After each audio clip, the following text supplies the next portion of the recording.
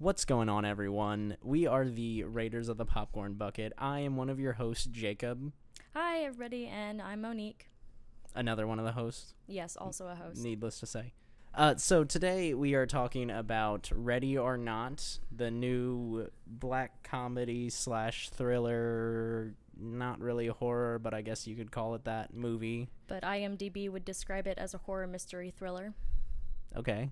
Yes. I don't think there's much of a mystery in it, but I mean, it's not like someone's dead and you're like, oh, who is it? Like, we know what's going on. I think they tried. It's a new film starring Samara Weaving, and I really like this actress. She's been in a few things. She was in a couple episodes of Ash vs. the Evil Dead. She was in this movie that came out a couple years ago, this horror movie called Mayhem with Steven Yeun from The Walking Dead. That was pretty good. She was in this Netflix movie called The Babysitter, which looks really bad, but so I didn't watch it.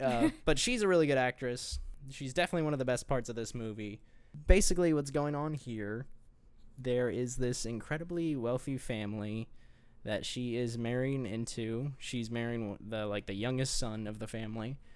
And whenever someone marries into their family, the night of the marriage, they have to play a game. And how it works is they have this box that they tell this whole story about, like one of their ancestors got it. And so what the new bride or groom has to do is put a blank card into the box, and then the box will shove out the card with the name of a game on it, and whatever game is on the card, that's the game they have to play. If it's something like checkers or whatever, they just play it.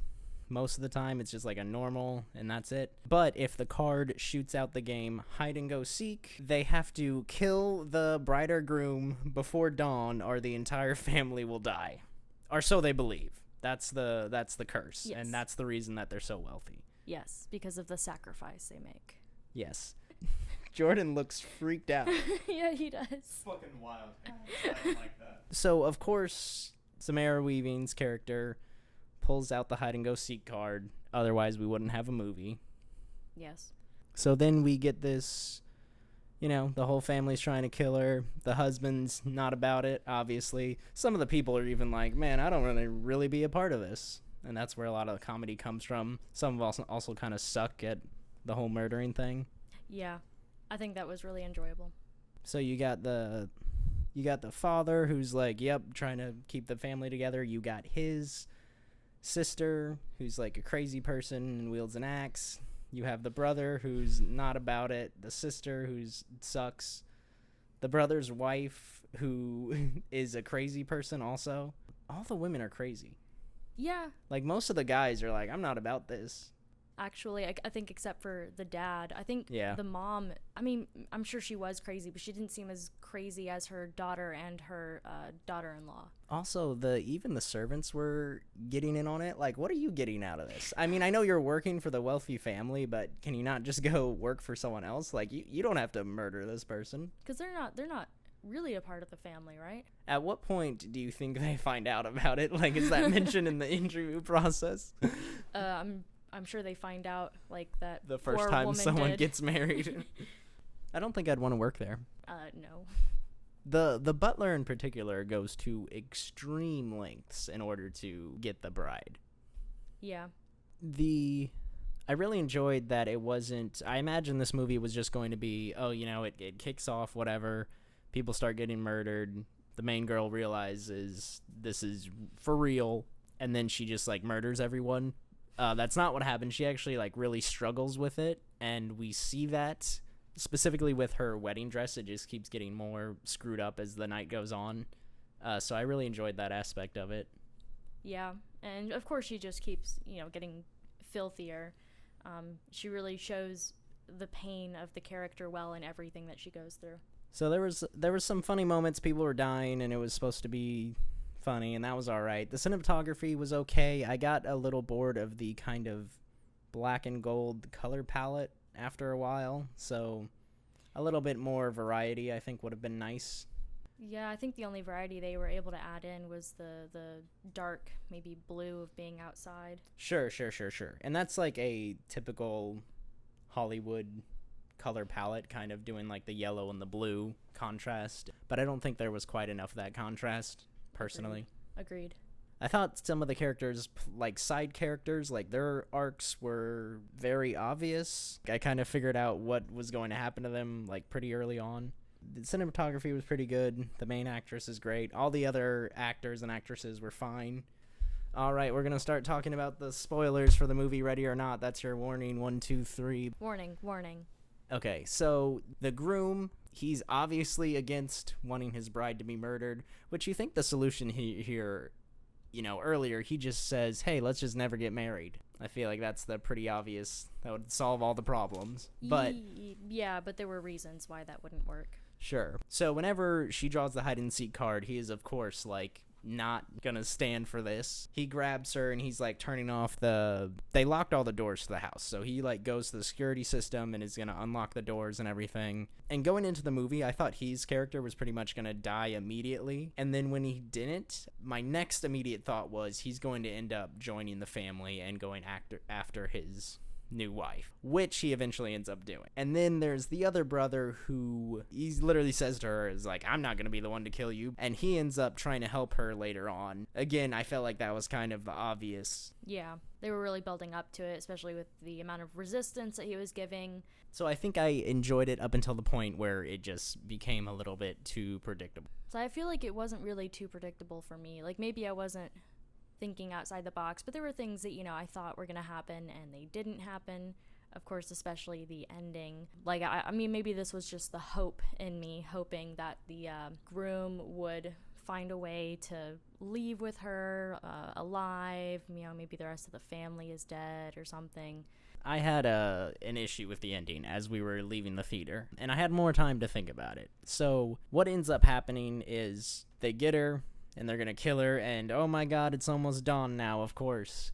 She manages to escape. It's not really clear, like, her groom is now, like, stabbing down at her with the knife, and she, like, somehow swerves out of the way at the last second and gets a hold of the knife and, like, backs herself into a corner somehow. Did it actually stab her? I thought it got her shoulder or something. Like, maybe she moved just enough, or maybe he kind of chickened out last minute and got, the wrong part.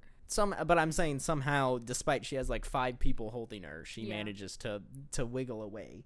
And then the son, of course, comes up now. The whole family is like bracing themselves in terror because they're about to die. They're about to suffer these horrible, painful deaths. And then nothing happens. So we're at this awkward standoff until the crazy ant lady is like, oh, well, we still got to kill this girl. And then she just blows up from inside. Blood splatters everywhere. And that is the moment that we realize the curse is actually real, and all the other members start blowing up too. And thankfully, the curse knows which order to blow them up in to make it most dramatic for the movie, because the groom is, of course, the last to blow up. Here's my issue with this ending. It's cool to see people explode, and have their blood fly everywhere, right? But the fact that the curse actually turns out to be real totally justifies the whole family's actions. Because it's like, well, we are all going to die if we don't kill her before dawn. So then, of course, the fact that they want to kill her is now they're more justified. I thought it would be better if there was no curse, they were all crazy, maybe she kills some of them, maybe some of them die, and she starts a fire right before they capture her. So maybe some of them die in a fire, the rest are going in straitjackets for the rest of their life, and maybe there's like a scene at the end where like they're in the crazy institute and they're like, I still have to kill her or I'm gonna die, you know what I mean? The ending was definitely not something that I saw coming, but I kind of like it because, you think for a good portion of the time that, of course, they are crazy, they're not gonna die if they don't kill her, and sure enough, they're not dying when the sun comes up, so that's what I was expecting. But for them to throw in that curveball of them actually just exploding, I kind of liked that they did that just because it felt different. It was a change, not what I was expecting, even if it wasn't, I don't know, the best way to end it. But was it a curveball if they're saying throughout the entire movie we have to kill her before dawn or we're all going to die? Well, yeah, because everyone thinks that it's not true. That's why a lot of people are so reluctant. Like, they're like, really, do we have to do this? But they're still doing it. Regardless, they're still trying to kill her. They all earnestly believe this needs to happen. I mean, did you think that it was a real curse throughout watching it. I thought it could have gone either way, honestly. It's like 50-50.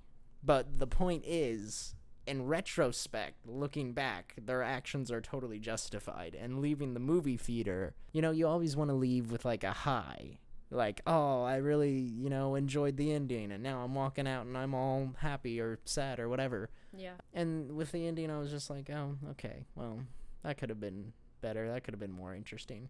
Yeah, possibly. I kind of felt like maybe not exactly the same as Grace, the character that Samara Weaving plays, because she's just kind of sitting there at the end, and it just kind of looks like a on her face, like she just went through a very traumatic experience, and now that it's all over and she's like, I guess it was real. That's kind of just how I felt, like, movie's over. She didn't even have to do anything. No. If she had just gotten away, then they all would have died anyway. Yeah. It could have been handled in a more interesting way, in my opinion. I still enjoyed parts of the movie. I was still along for the ride. It reminded me a lot of this horror movie that came out a couple years ago called You're Next, which also features this Victorian house, this large family. It's a home invasion movie, and there are these intruders in like these weird animal masks, and they're using the different older style weaponry, like they're using crossbows and stuff. So that's what really reminded me of it. I think I enjoyed that movie more. It actually had twists that I didn't really see coming. But I think it's still, perfectly fine if you want to go enjoy a horror movie or thriller, whatever IMDb defines it as. Were you kind of rooting for a side? Like, were you hoping, like, did you want Grace to make it out, or did you want the family to kill her? No, I was rooting for Grace. I was really rooting for the husband, because when he didn't die immediately, as I thought he was going to, I was like, oh, this will be interesting now. And then I realized he was going to turn evil. And then I was like, you piece of shit. See, I didn't see that coming at all, at least until he saw his dead mother. I was rooting for him at first, but it was kind of strange that he wasn't... he did a lot to help Grace, but I feel like he was also trapped for a very large portion of what was going on. Sure. He could have done more. He could have grabbed one of those weapons off the wall and started murdering people. Speaking of which, whenever the hunt begins, so to speak, the father's passing out all these weapons that are in this big game room that they have. And later on, Grace is in there. She sees a shotgun. She grabs it off the wall. Two really stupid things happen. First of all, she doesn't check to see whether or not the shotgun is loaded. Second of all, in a later scene, she finally does load it. She's holding it up to the butler, and she fires, and the butler's like, "Ooh, those are just fake bullets, prop bullets, you idiot." But all the other guns and stuff they had in there were real. Like, they had other pistols that had actual bullets in it. Why did the shotgun not have the real bullets in it? Well, those bullets weren't in it, though, right? Like, they were just hanging on the wall, too? Sure, but all the other weapons and ammunition, like, other people were using guns. Yeah. I thought the guns were real, but maybe they got the ammunition not off the wall elsewhere. Maybe out of a drawer. I mean, potentially, but I think the whole point that they had set up was that they were playing it exactly as their great-grandfather, ancestor, whatever, would have played it. Yeah. So they were using those old-style weapons.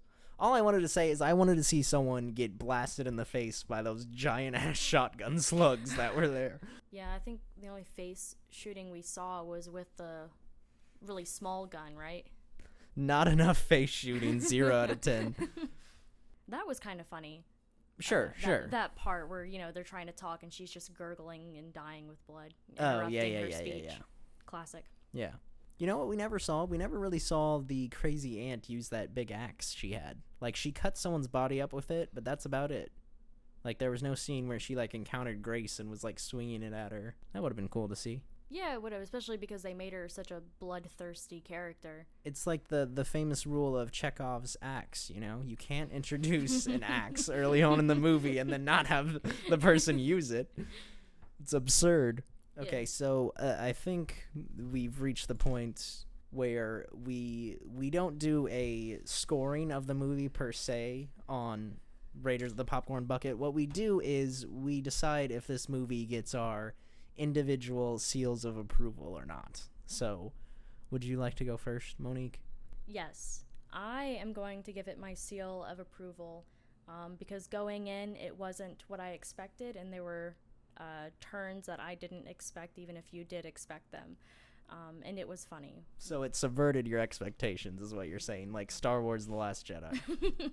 Yeah, but I think the comedy is what really drew me in, because at first, I was kind of like, another horror, scary movie where someone's running away and the whole thing is someone chasing them. But this made it more interesting. I watched it, I enjoyed it fine until the ending, and then I was just kind of like, okay. And then I promptly forgot about it immediately. So I'm going to not give this movie my seal of approval, but I will give Samara Weaving my seal of approval because she's pretty awesome. Yeah, she had a really great performance. And then so there you have it. Ready or Not receives 1 seal of approval from the Raiders of the Popcorn Bucket. Make sure to stay tuned for future episodes to see which movie finally gets the coveted 2 seals of approval.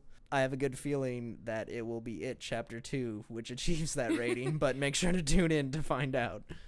All right, this is the Raiders of the Popcorn Bucket signing off. Ding, ding, ding, ding. Was that the outro? Yep. Or was that like someone winning like a prize show? Like ding, ding, ding, ding, ding? Both.